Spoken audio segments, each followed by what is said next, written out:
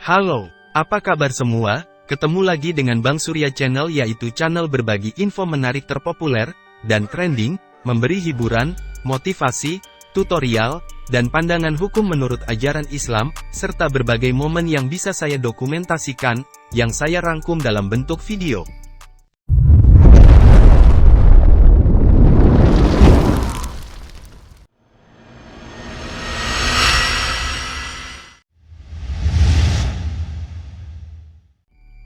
Oh ya sob, jika kita mengetahui ada negara terkaya di dunia ini, pasti kita juga ingin tahu adakah negara termiskin juga.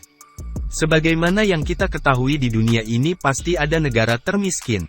Penyebabnya tidak hanya karena krisis ekonomi saja, tetapi bisa juga dikarenakan konflik yang tak kunjung selesai, hingga membuat utang negara yang menumpuk dan meningkat. Kemiskinan di dunia karena krisis ekonomi melanda beberapa negara di dunia, termasuk negara-negara di Asia.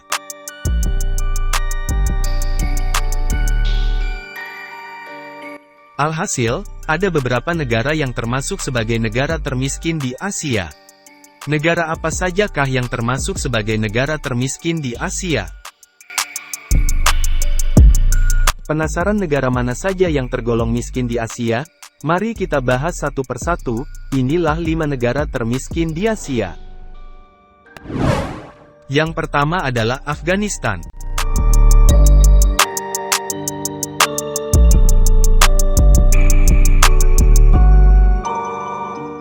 Afghanistan adalah sebuah negara yang terletak di Asia Selatan dan Asia Tengah.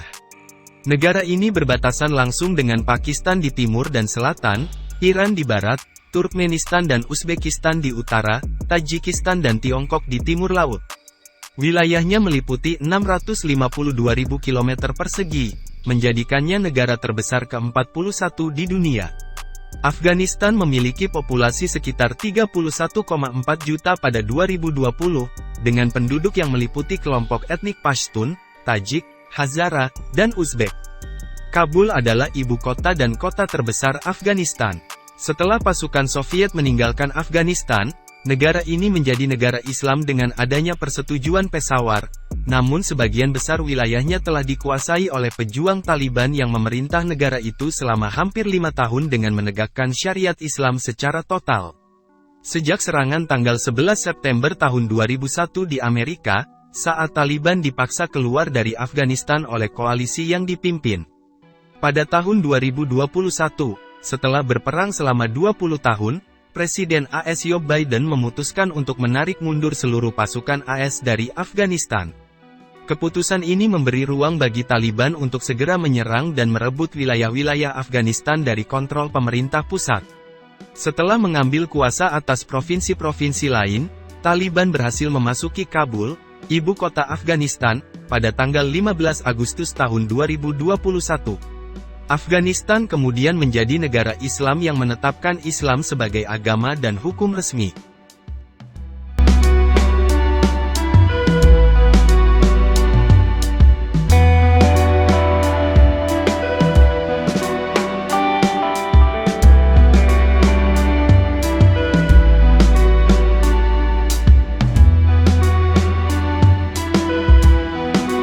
Menurut laporan, pendapatan per kapita penduduk Afghanistan hanya sekitar $508 Amerika Serikat. Penyebabnya secara umum karena perang saudara yang berkepanjangan. Walaupun Amerika Serikat diketahui sering membantu, tetapi tetap gagal membantu Afghanistan keluar dari kemiskinan. Bahkan, menurut laporan Bank Dunia, sebagian besar warga Afghanistan akan berada di bawah garis kemiskinan. Akan ada 10 juta penduduk negara tersebut yang hidupnya terancam dengan pendapatan hanya $0,94 Amerika Serikat per hari.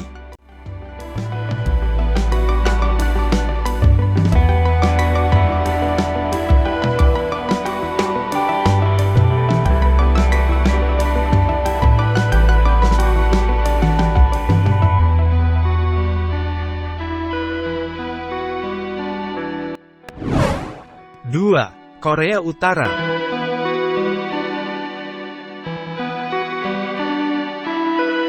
Republik Rakyat Demokratis Korea atau Korea Utara adalah sebuah negara di Asia Timur, yang meliputi bagian utara semenanjung Korea. Ibu kota dan kota terbesarnya adalah Pyongyang. Zona demilitarisasi Korea menjadi batas antara Korea Utara dan Korea Selatan. Sungai Amnok dan Sungai Tumen membentuk perbatasan antara Korea Utara dan Tiongkok. Sebagian dari Sungai Tumen di timur laut merupakan perbatasan dengan Rusia. Penduduk setempat menyebut negaranya Pukhosen, seluruh semenanjung, yang berujung kepada Perang Korea tahun 1950. Sebuah gencatan senjata pada 1953 mengakhiri pertempuran. Namun kedua negara secara resmi masih berada dalam status perang, karena perjanjian perdamaian tidak pernah ditandatangani.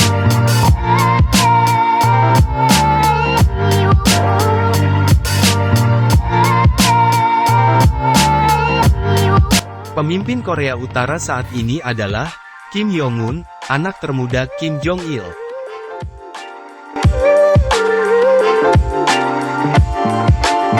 Korea Utara dikenal sebagai negara yang menerapkan sistem totaliter. Ternyata Korea Utara termasuk ke dalam daftar negara termiskin di Asia. Menurut Council on Foreign Relations atau CFR, Korea Utara memang dipimpin oleh satu dinasti, yaitu keluarga Kim selama 3 generasi. Pemerintah Korea Utara seringkali dianggap sebagai kediktatoran demokrasi rakyat. Di samping itu, IMF pada tahun 2020 mencatat pendapatan per kapita penduduk Korea Utara hanya sekitar $642 Amerika Serikat. 3. Yaman. Republik Yaman adalah sebuah negara paling selatan di Jazirah Arab di Asia Barat Daya, bagian dari Timur Tengah.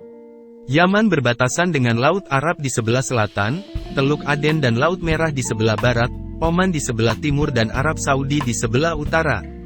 Orang-orang keturunan Arab di Indonesia sebagian besarnya berasal dari negara ini. Penduduk Yaman diperkirakan berjumlah sekitar 23 juta jiwa.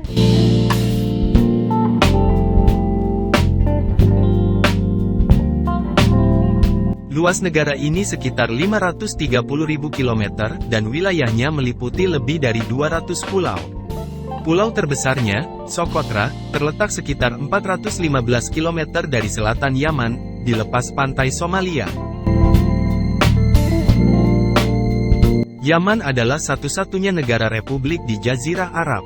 Pada zaman dahulu, Yaman adalah rumah bagi kaum Saba, sebuah negara perdagangan yang mencakup bagian dari Ethiopia dan Eritrea hari ini.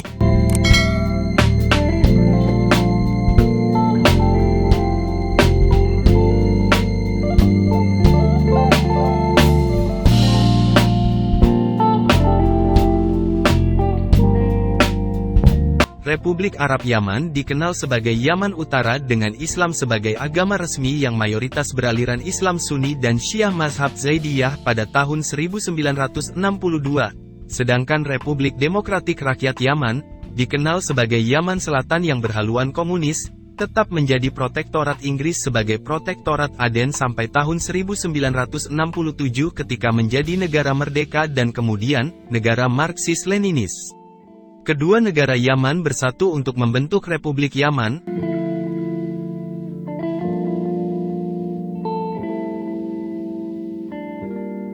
Presiden Ali Abdullah Saleh adalah presiden pertama Republik baru tersebut hingga pengunduran dirinya pada tahun 2012 setelah musim semi Arab atau disebut Arab Spring. Salah satu penyebab kemiskinan di Yaman adalah perang sipil antara dua cabang penganut Islam, yaitu antara Sunni dan Syiah. Bahkan, PBB telah mendeklarasikan keadaan di Yaman sebagai krisis kemanusiaan terburuk di dunia. Akibat dari konflik perang saudara tersebut, Yaman menjadi salah satu negara termiskin di Asia, dikarenakan keterpurukan ekonomi yang semakin buruk di negara tersebut. Menurut laporan IMF mencatat, pendapatan per kapita penduduk di negara tersebut hanya sekitar $824 Amerika Serikat. 4. Tajikistan. Republik Tajikistan adalah sebuah negara bekas Uni Soviet di Asia Tengah, berbatasan dengan Afghanistan di selatan, Republik Rakyat Tiongkok di timur, Kirgistan di utara dan Uzbekistan di barat. Kondisi geografisnya merupakan dataran tinggi yang tidak berbatasan dengan laut. Sebagian besar penduduk Tajikistan termasuk ke dalam etnis Tajik yang berbahasa Persia dan berbagi sejarah, bahasa, dan budaya dengan Afghanistan dan Iran. Setelah menjadi bagian dari Kekaisaran Samanid, Tajikistan menjadi republik konstituen dari Uni Soviet pada abad ke-20 dengan nama Republik Sosialis Soviet Tajikistan. Tajikistan merdeka pada tahun 1991. Setelah merdeka, Tajikistan menderita perang saudara yang berlangsung mulai dari 1992 sampai 1997. Sejak akhir perang, stabilitas politik yang baru didirikan dan bantuan asing telah memungkinkan perekonomian negara berkembang. Perdagangan komoditas seperti kapas, aluminium dan uranium telah memberikan kontribusi besar untuk negara ini supaya terus membaik. Namun, pertempuran pecah kembali di akhir Juli tahun 2012 dengan hasil yang kurang jelas.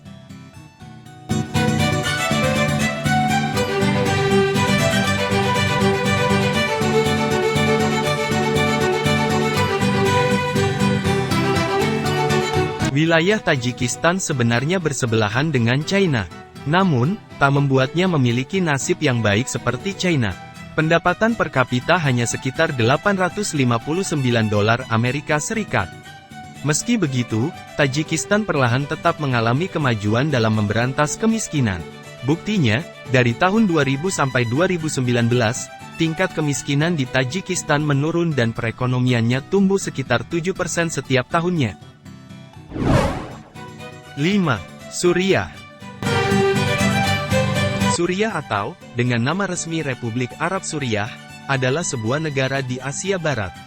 Suriah berbatasan dengan Laut Mediterania di barat, Turki di utara, Irak di timur dan tenggara, Yordania di selatan, serta Israel, Palestina, dan Lebanon di barat daya.